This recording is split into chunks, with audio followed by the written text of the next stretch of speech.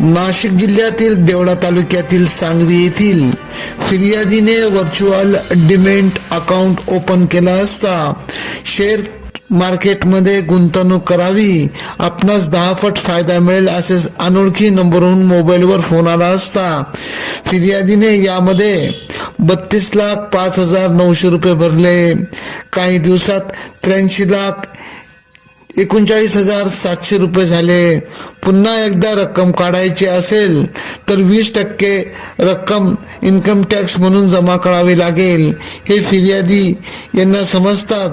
त्यांनी SBI बँकेत जाऊन चौकशी केली असता आपण भरलेले पैसे शेअर मार्केटमध्ये गुंतवणूक करा असं सांगणाऱ्यांनी आपली फसवणूक केली. तात्काळ त्यांनी नाशिक ग्रामीणच्या आडगाव येथील सायबर पोलीस स्टेशनमध्ये तक्रार दिली असता याबाबतचा तपास सुरू केला. पोलीस निरीक्षक नागेश मोहिते, पोलीस उपनिरीक्षक दिगंबर थोरात, पोलीस हवालदार प्रमोद जाधव, सोहेल मुलानी, राहुल भोर, दीक्षा मोरे, हेमंत गिलबिले, प्रदीप बहिरम यांनी अथक परिश्रम घेत तांत्रिक विश्लेषण करत उज्ज्वल धर्मेंद्र बिरथरे, अमन राजेंद्र शर्मा, चेतन दिलीप राठोड सर्व राहणार इंदोर मध्य प्रदेश यांना कलिगुड गोवा येथून जेरबंद करत त्यांच्याकडून 15 लाख रुपये हस्तगत करत तक्रारदारास ते परत केले.